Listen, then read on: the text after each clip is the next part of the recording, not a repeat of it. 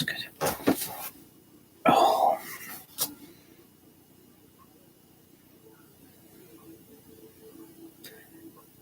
Hey guys, good afternoon. Welcome back to the channel, United Red Devils 20 on YouTube. Hope you're all so far having a fantastic Wednesday afternoon. Hope you're all looking forward to the end of this week, and I hope you're all looking forward to have a brand new weekend in September 2023 this year. First of all, do me a massive favour for me. Hit the like button, hit the share button, hit the subscribe button if you're new to the channel. That's United Red Devils 20 on YouTube. Share the video, hit the tweet button, hit the retweet button, and remember to put the notification bell on at all times to receive dedicated content right throughout the rest of 2023 on the United Red Devils 20 on YouTube for more football, Hogwarts Legacy, Kingdom Hearts 4, FIFA 23, EA Sports FC 24 content as well. More previews, more match reactions, and more brand new stuff planned for the rest of the last few months in 2023 this year. Good afternoon to all you legends, and good afternoon to all you legendary people. After 2 weeks of a boring and quite pointless international break, we are back with Premier League football this weekend, and welcome to the preview, the 2023-2024 Premier League preview between Manchester United and Brighton and Hove Albion on Saturday afternoon, on Saturday the 16th of September 2023 this year. 3 p.m. home afternoon kickoff at Old Trafford. And for this to go well this weekend, United need to find a response. After the defeat against Arsenal, where United shouldn't have lost the game, had two incorrect decisions given against them, where Garnacho was clearly onside and a decision to not award a penalty for the foul on Rasmus Højlund from the Arsenal centre-back, either Gabriel or Saliba. United need to find a win this weekend. And it is going to be very, very difficult to find any positives out of the last 2 weeks that the news in the media and the press about Manchester United has been absolutely hell. The press and media have been on Manchester United like an absolute rash in these last 2 weeks of this international break. And United need to find a positive this weekend and try and get that media and press off the backs of the football club and try and find a response for the fans and the supporters that have been through hell through these last 2 weeks due to the suspension of Anthony and the uncertain future of Jadon Sancho and the crisis that Erik ten Hag is currently facing with his squad. United need to win this game this weekend. 6 points from 12 simply has not been the start I thought Manchester United were going to have. I think we were wrongly denied the win against Arsenal. I think we were wrongly denied the win against Tottenham. And United really should be sat on 12 points out of 12, and it simply hasn't happened from 4 games. And I think if United fail to win this game, I can't see how any positive season is going to happen with the discontinued ownership, the board, and the scrutiny and the criticism that is currently going on behind the scenes at Man United that is affecting on and off the field issues currently at Manchester United. And Erik ten Hag is facing an uphill battle to try and make this squad a contender for silverware this season, which has not been the best of starts this season. And Brighton Hove Albion, I mean, the job they've done under Roberto De Zerbi, I mean, absolutely world-class manager. The players he's got and the quality he's got in that Brighton team is absolutely second to none. And some of the threats in that Brighton team, I would take in United an absolute day of light. I mean, that Brighton team is very, very good. I mean, the threat of Evan Ferguson and Mitoma, I mean, for me, they are Brighton's 2 best players. And I think Brighton are going to cause United major, major problems this weekend. And I think, if United fail to win this game, I think United are going to face an uphill task to try and get top 4. Not just top 4, but Champions League football again for next season. I think it's going to be a very, very tough game. I don't think this is going to be an easy 3-pointer because Brighton have had a very, very good start to their season and obviously have picked up a few good results so far to start this Premier League season. And I think, if Roberto De Zerbi's team play the way they have in their first few games, they are going to cause Manchester United problems. They will cause them issues, and Man United will face an uphill task trying to win this game on Saturday with everything going on behind the scenes. And Daraj Games 247 in the chat has put, who's one of our manager moderators, well, considering the game is at Old Trafford, I think Man United will win this game. We never lose at Old Trafford, but I could be wrong. Yeah, I think anything's possible at Old Trafford. I think the way Man United are playing at the moment, I don't think the confidence is there. I don't think the belief's there. I don't think the positivity is there. I think United are going to really, really struggle to try and win this game, even though the 3 points is necessary. They need to win this game. We can't take no excuses. We can't be down on our morals. We have to find a response from the Arsenal game, because if United would have had 12 points out of 12, United might have won this game very, very comfortably and potentially could have had a top 4 place basically kind of sealed at the start of the season, but it's simply not happened. And I've been, quite frankly, so far very, very disappointed the way Manchester United have played. It's not what I expected from a Man United team, and it's not really what I expected from the start. I thought Manchester United were going to have a rock solid start to the season, and it hasn't happened. And it's very, very disappointing to see the team in the shape it's in. The players we've got unavailable is horrific. And I think the squad we've got available, I don't think Ten Hag's got the trust in the players. I think the crisis of Jadon Sancho and Anthony on the right wing situation is going to come back to haunt Manchester United and Erik ten Hag. I think, we need to find some players on a free transfer to try and take up the winger options. Well, the absence of Anthony, due to the allegations he's facing and due to the uncertainty future of Jadon Sancho, obviously there was rumours everything would have been resolved, especially with Jadon Sancho taking down that Twitter statement, which he pinned at the top of his Twitter. Obviously, even more reports come out this morning that, these issues are still underlined, these issues are still there, and Jadon Sancho is facing an uncertain future heading for the rest of his Man United career. I think I saw these problems come in. As soon as Jadon Sancho put that tweet out about the manager and Ten Hag, I think, Sancho's future is basically done. We paid a lot of money for him, and I think, Solskjaer has got a lot to blame for this. They should have never brought Jadon Sancho. He's been a waste of 75 million. But the problem is, I think the options United have got available on the wing, we are left with basically 4 attackers.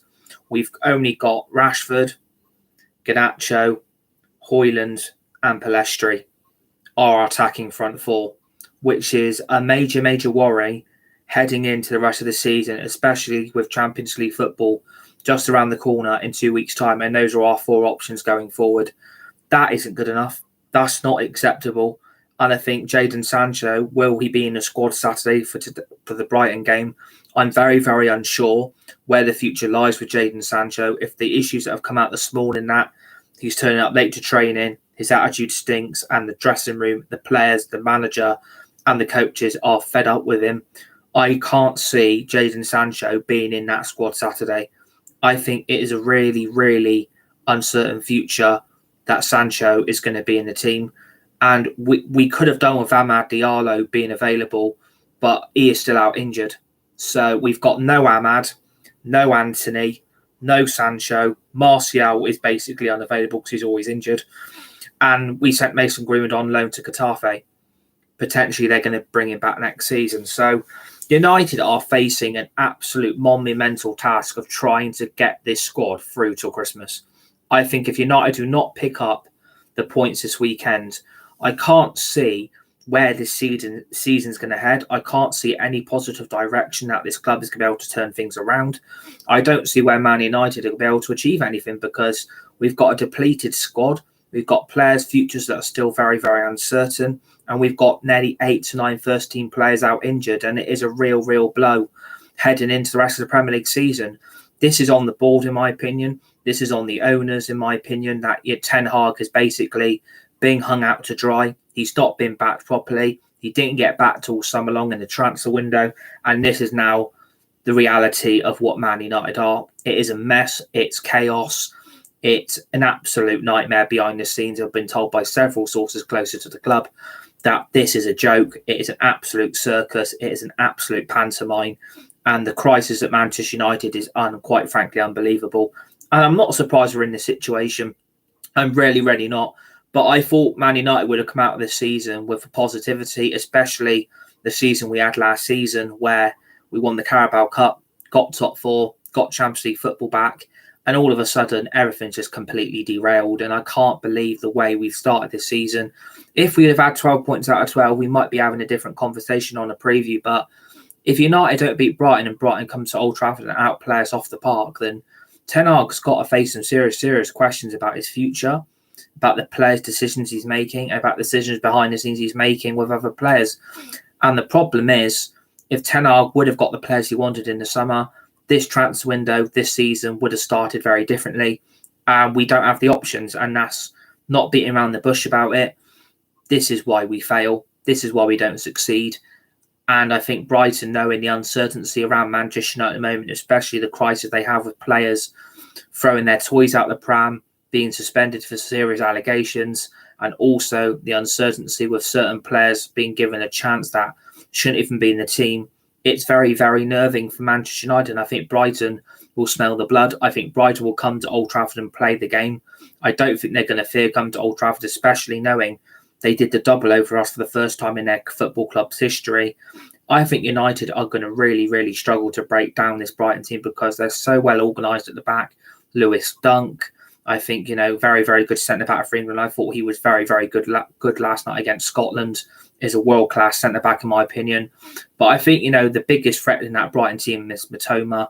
How Man United didn't look at that situation in the summer where Mitoma, you look what he did for Brighton last season, he's an absolutely world-class, phenomenal footballer. And I think the way he plays on that wing with absolute ease and the way he can just take 2 or 3, 4 players on at the same time and cause the back four of a reverse team crisis points, I think Mitoma and the Man United team would take us up to the next level. And I think Mitoma is going to have an absolute thrill day, not just against Wan-Bissaka or Dalot, but also the left-back crisis we're in as well, because we've still got no Luke Shaw. We've still got no Malacia, both long-term injuries. Luke Shaw now looks like he's going out till Christmas. Malacia is out long-term with a bad knee injury, so we haven't got them available. So it'll be interesting to see if Ten Hag sticks with the same back four that went against Arsenal, but I don't expect he will. I think Ten Hag will make a lot of changes to this team. I think a lot of the new additions we signed on deadline day will go straight into the lineup. But will I expect many of them to start the game? I'm not really sure, but I don't think Ten Hag has got much choice to put the new players in because he doesn't have the options available.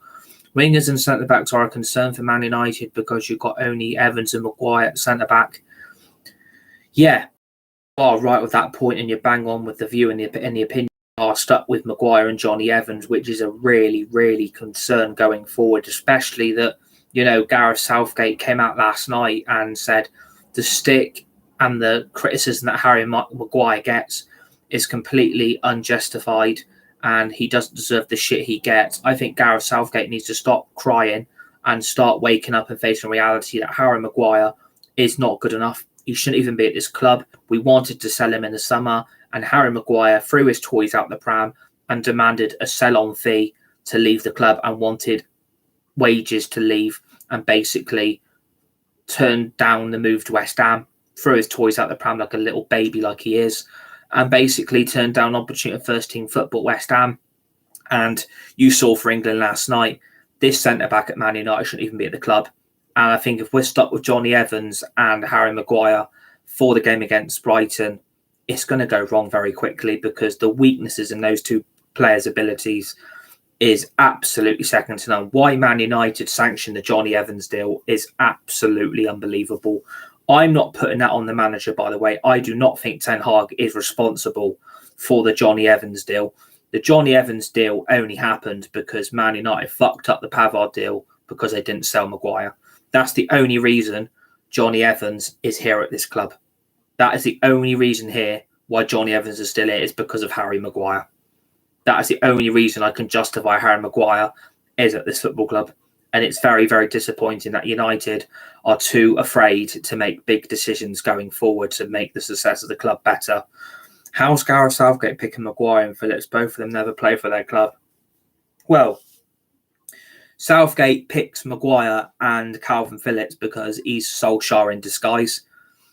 And he's too afraid to make big decisions and he's too softy approach, like David Moyes was when he was the manager of our club at Manchester United. That's the only reason they're in that England squad, because of favouritism. That's the only reason why they start for England and play, is because it's pure favouritism, because Gareth Southgate clearly doesn't rate the rest of the England players he's got available in the selection process. That's the only reason why I can justify Maguire and Phillips are getting in that team, even though it's completely unjustified that they shouldn't be anywhere near that England fold at the moment. But that's Gareth Southgate for you. He's an absolute Ole Gunnar Solskjaer in disguise. He shouldn't be managing the international country. He shouldn't even be managing club football because his tactics are awful. His football's awful. And the only reason we beat Scotland last night is because England are the better team based on the players we've got available to us. I mean, Scotland have got a lot of first international players from the Premier League in their lineup, but the quality in the end shone through for England, and that's why they won the game 3-1 last night. So, I think if Harry Maguire and Johnny Evans are going to start for Man United Saturday, we have got big problems, really, real big problems going forward, that our defence is going to get absolutely steamrolled. They're going to get rolled over by Rowley from Bob the Builder. It is going to be an absolute roll masterclass from Brighton front three.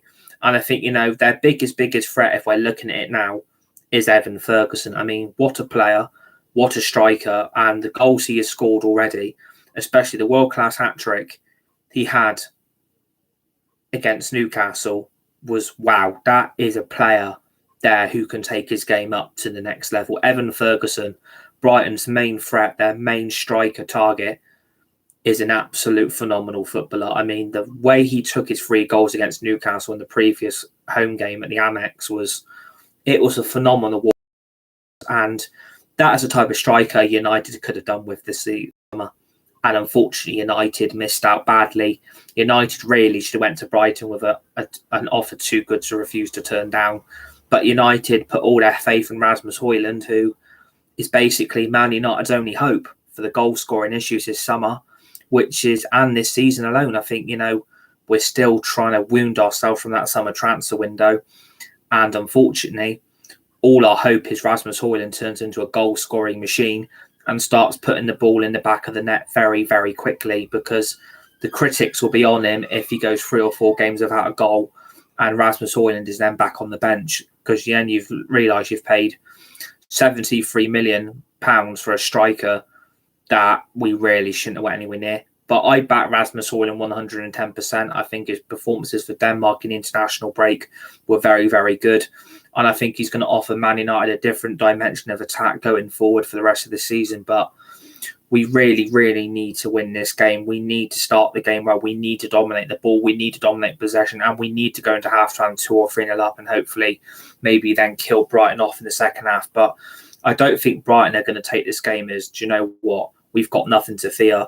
We can go to Old Trafford and win, because the confidence in that Brighton team compared to Man United is night and day. United are on the floor. Brighton's heels are up. And Brighton know that Man United are very, very vulnerable. If we do start Maguire and Johnny Evans, like I said, it will cause problems.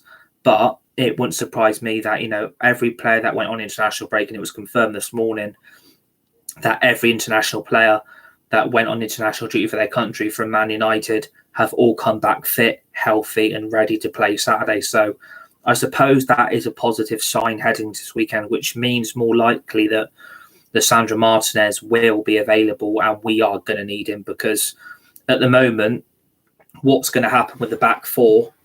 Well, I wouldn't be starting Wan-Bissaka. I wouldn't be starting Diego Dalot. I thought, the praise they were getting in the game against Arsenal from Gary Neville and co was completely and utterly unjustified. Wan-Bissaka isn't any good. Diego Dalot is awful. And I think long-term, that needs to be looked at, because neither can put a decent ball into the box.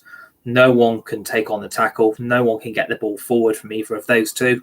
And this is why they don't get selected for their country. And this is why they hardly play any minutes international football, because Wan-Bissaka is awful. Diego Dalot isn't any good.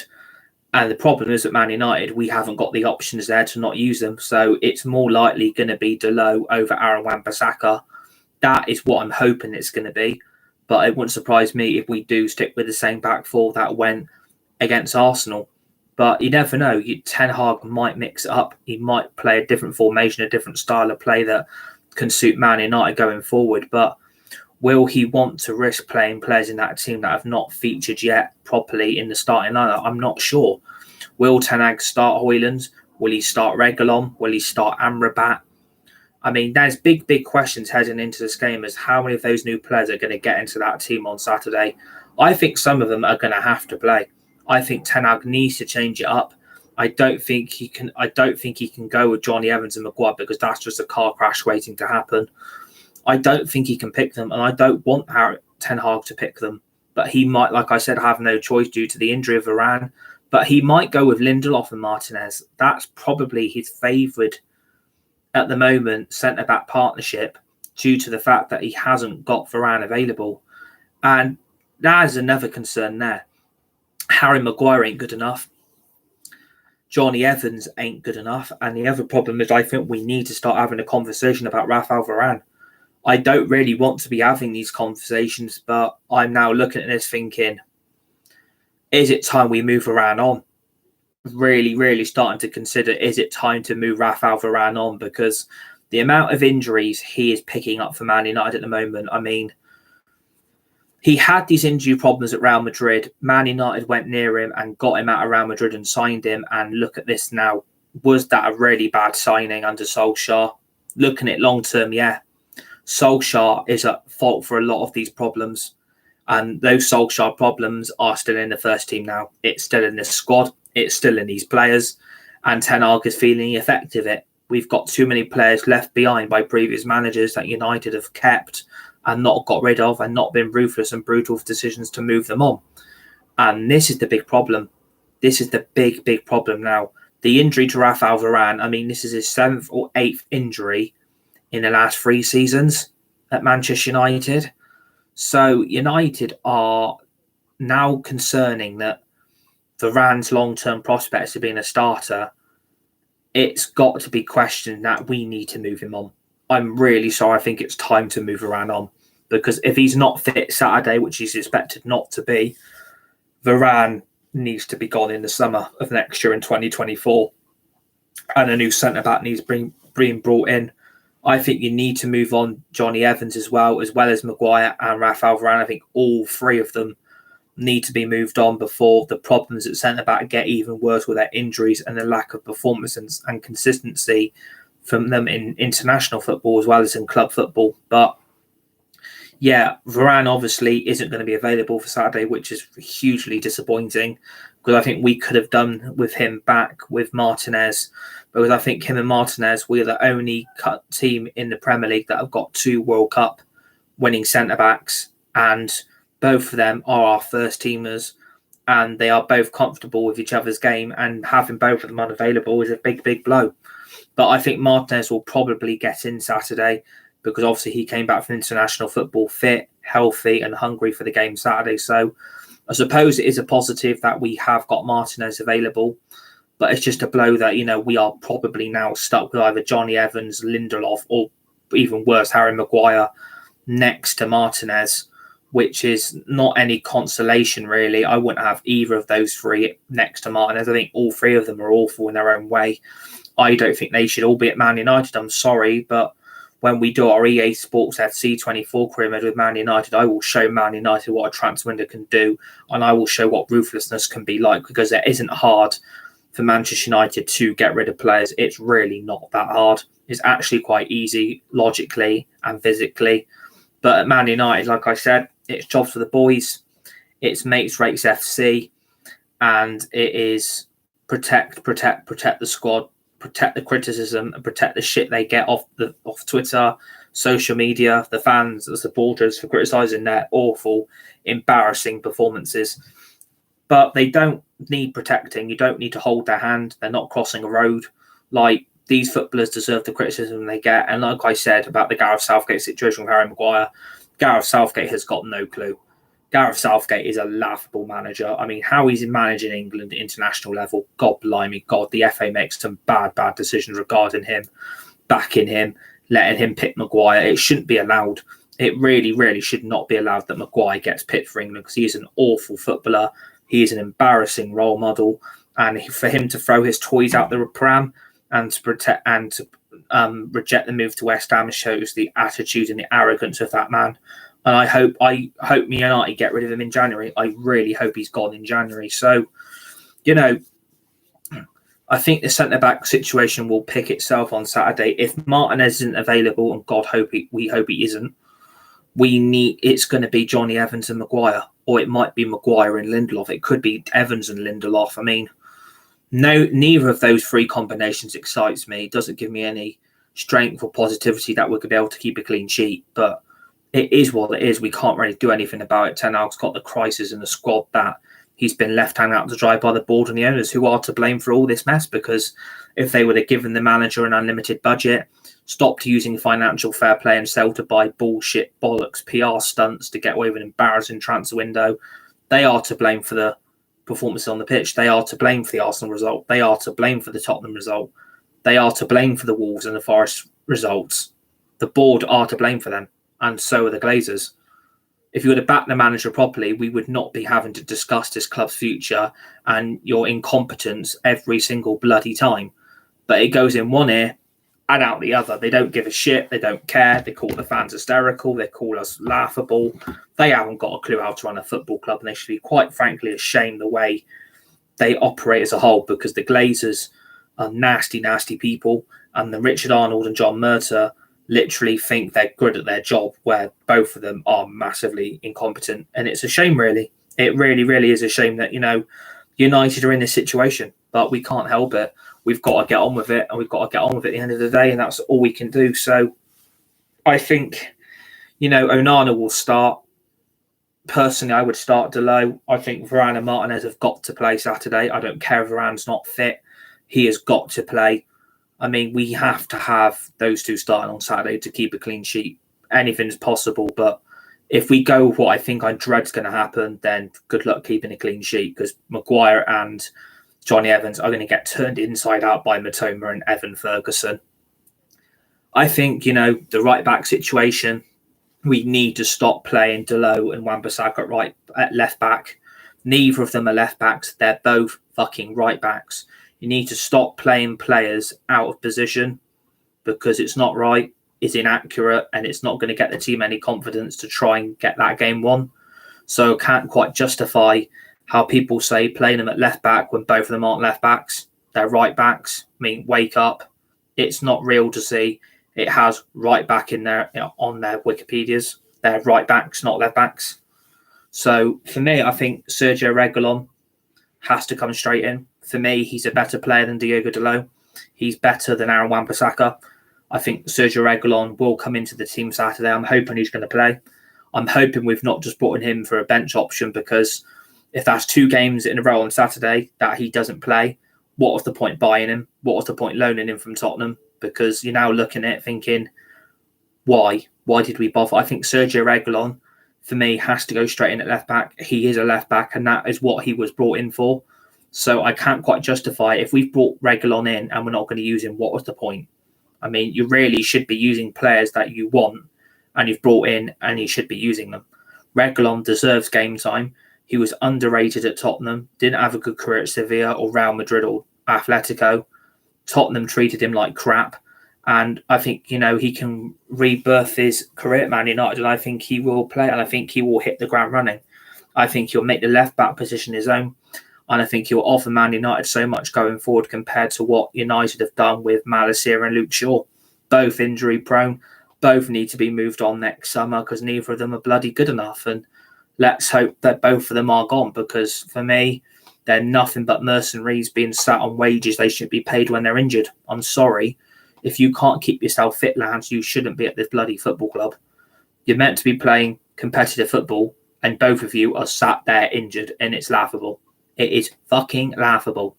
And we've had to bring in Reguilon due to the fact we've got the injuries we've got. So Reguilon really needs to come in. He needs to play Saturday, and I hope he starts, because I think he can do jobs that Luke Shaw and Malacia can't do, and that's get the ball forward, put a decent ball into the box, and he can even take corners. So I think Reguilon could be a real threat Saturday, and I think, given an opportunity, give him a chance to prove himself and see what he can do in the United shirt, because I think going long term, he's going to be something special. I really, really do. So for me, I would start Reguilon at left back instead of putting Diogo Dalot there or Aaron Wan-Bissaka, because neither of them are left back. So it's not rocket science. Like, it's quite visible to see that both Dalot and Wan-Bissaka are more comfortable at right back, not left back. So I think Ten Hag needs to make a big call and start Reguilon and give him his debut. Like, if he can create chances, and opportunities on goal, then Reguilon could become a very, very good player for this football club, and I'm going to back him. I think he's one of my favourite players. So, I hope his career at Man United works out. I know Reguilon is given the game time. I think, in my opinion, he does deserve. He was not treated well at Spurs. He was treated really badly. So I hope he regenerates his career at Manchester United. So that's the back four, and the goalkeeper discussion's done. I think, obviously, what do I think is going to happen in the midfield? Well, Mason Mount, well, there was rumours he was going to be back fit for the Brighton game. Obviously, got shut down very quickly by James Ducker, Laurie Whitwell, Samuel Lutkers, that Mason Mount is out injured to October. Another injury-prone Chelsea reject. 2.0 Nemanja Matic, brought in for ridiculous money. United overpaid, United gave in, United begged in and got the deal done with Chelsea. 60 million wasted on crap. And I think, in my opinion, this is Man United's own fault. So what do I reckon the midfield three will be? I think Ten Hag might change it up. I think, we might see four midfielders starting in the four positions. I think one will play on the wing and there'll be three others in that midfield three. So what do I think about what will happen with the midfield? Well, it's quite obvious that, Fernandes will start, Casemiro will start. I think Eriksen will come in as well. But I also think Amrabat's going to start as well. I think Ten Hag has brought Amrabat in. He's a world-class midfielder. He had a world-class performance in the Europa Conference League final against West Ham last season, which they lost, unfortunately, 2-1. I think Amrabat is going to come in and absolutely light his midfield up. I think for me, we've now got a player there that can help do the Casemiro role and sit next to Casemiro and protect that midfield. I think Amrabat had his heart set on this move all summer and he finally got it in the end. Amrabat is going to be a crucial player going toward the end of this season. I think Amrabat is going to have a very, very important role going forward. I think he's going to be a midfield magician that no one expects the talent we are going to get out of him. And I think Amrabat is going to change the way Man United operate in that midfield because Amrabat has got attributes that no one else in that United midfield have got. Amrabat is going to change things dramatically. And I think he will start because I think if you put him next to Casemiro, Eriksen, and then you put Fernandes on the wing, I think that could work to an extent. I think, Fernandes has played out there before on the right wing, even though he's not a traditional right winger. For me, you still should be playing players out of position. But I think the situation with the right wing hasn't helped. I don't think Ten Hag deep down trusts Pellistri. For me, I see all this hype on Twitter. I see all this hype around the fan base. I see all this hype around the Man United supporters. Pellistri is never going to be good enough. I don't rate him. I think we should have never went near him. We should have never brought him. The only reason why Pellistri is at this club is due to the pure fact that Man United fucked up the Sancho deal when Solskjaer wanted to sign Sancho. He didn't get Sancho. And Man United got desperate in the end and brought Ahmad and Pellistri in. For me, neither of them have worked out. And I said this would backfire. I said Ahmad and Pellistri should have never been brought. And look what's happened. United are on about giving Pellistri a new contract. Ahmad is injured. So I can't really justify Pellistri getting in this team. What's he actually done in his career that is going to offer something going forward for United on the right wing? He's never going to be good enough. I think we need to realise now that Pellistri is not getting in that United team. I think people think he will. He ain't going to get in that team. Not a blimmin' chance. He won't play for United's first team this season. Not a chance. No way. He isn't good enough. Going forward, he's terrible. Can't put a ball into the box. And the only hype he's got is the assist he got for Weghorst last season in Europa League against Real Betis. Puts a decent ball into the box. Weghorst puts the rebound in. And that's the hype, apparently. That's the hype around Pellistri. It ain't going to work. I would rather have Anthony out there. I'd rather have Sancho out there.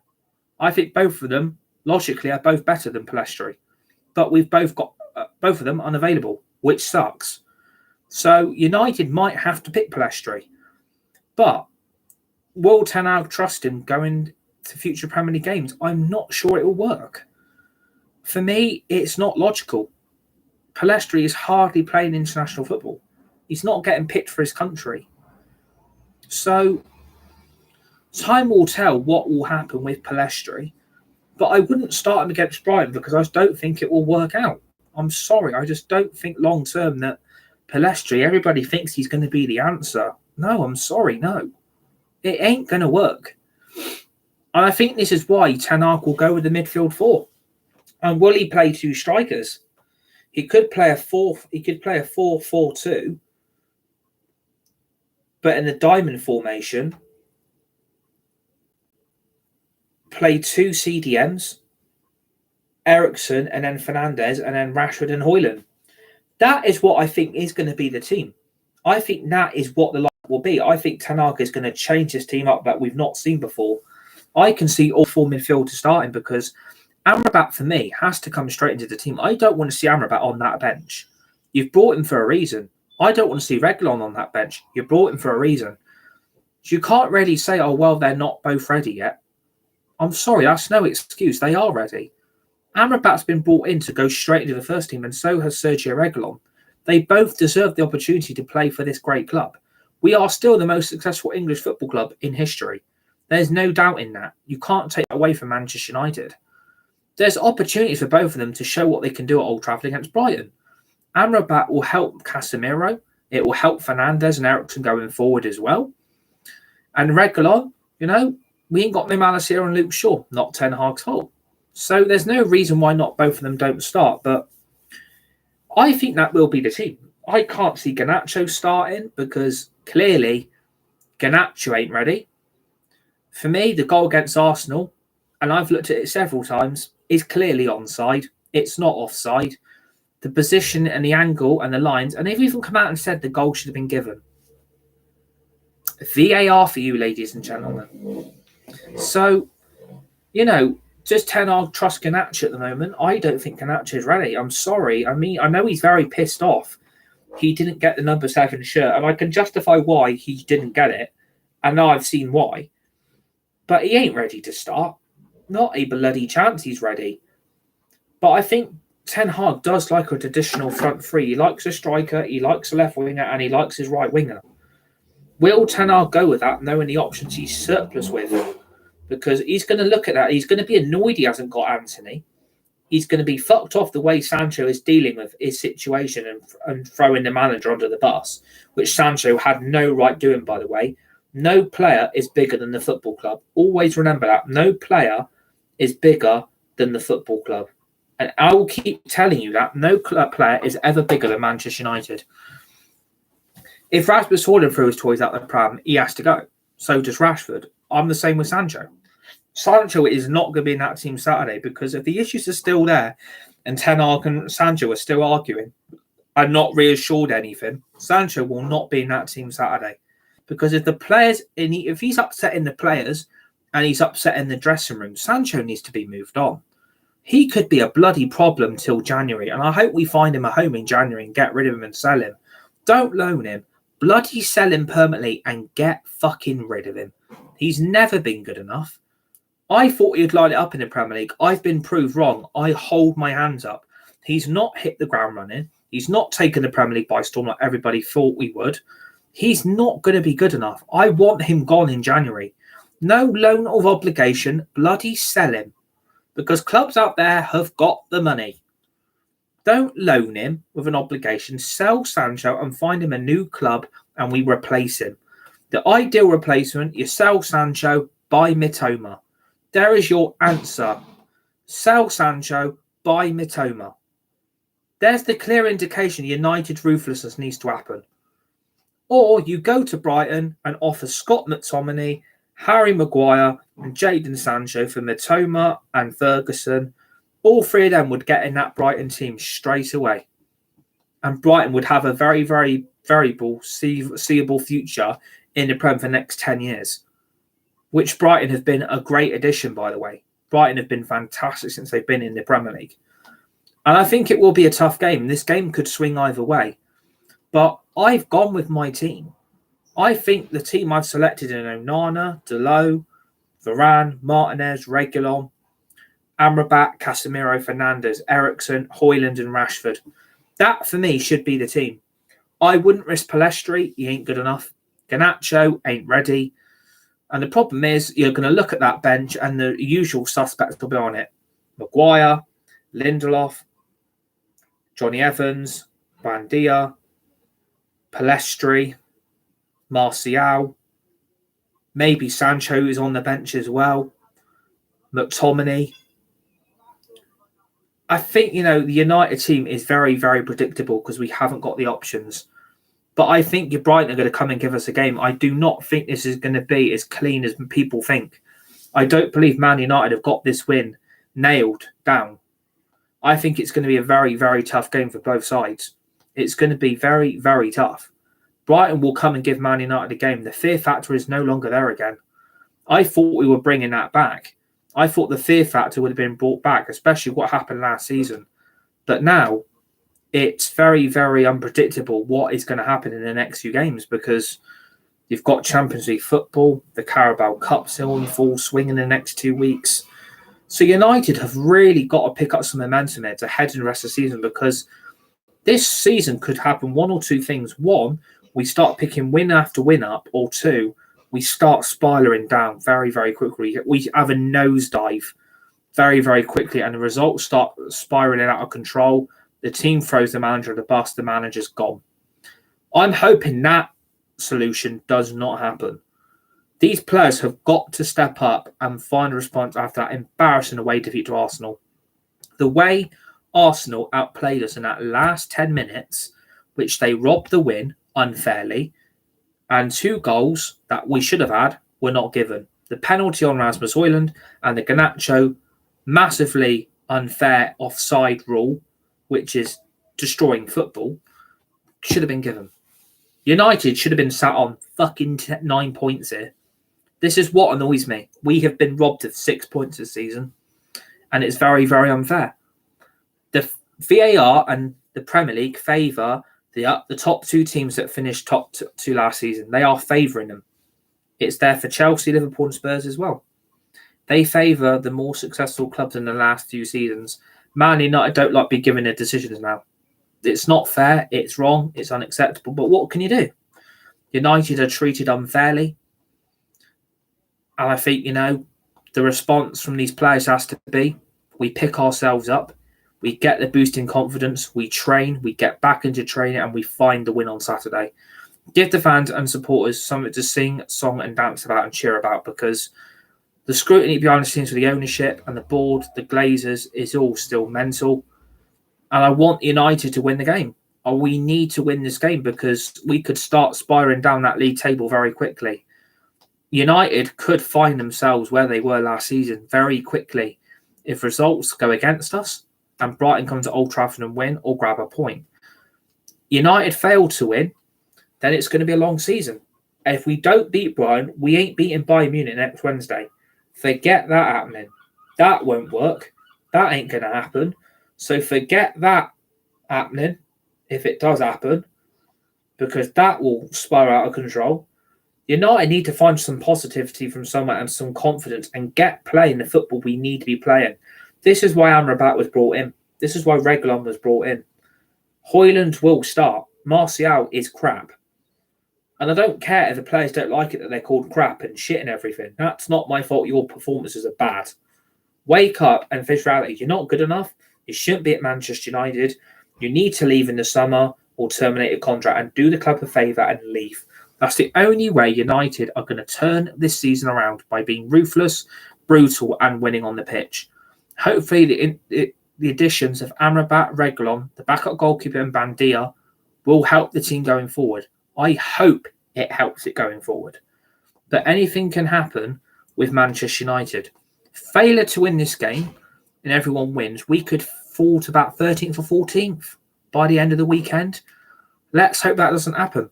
But this is match day 5 of the Premier League, so anything can happen. We've seen results. Anything can happen this season. You look at the starts of Spurs, Man City, West Ham, Liverpool. I mean, look at the starts they've had. Look at Man United. It's not acceptable. But I think United will win.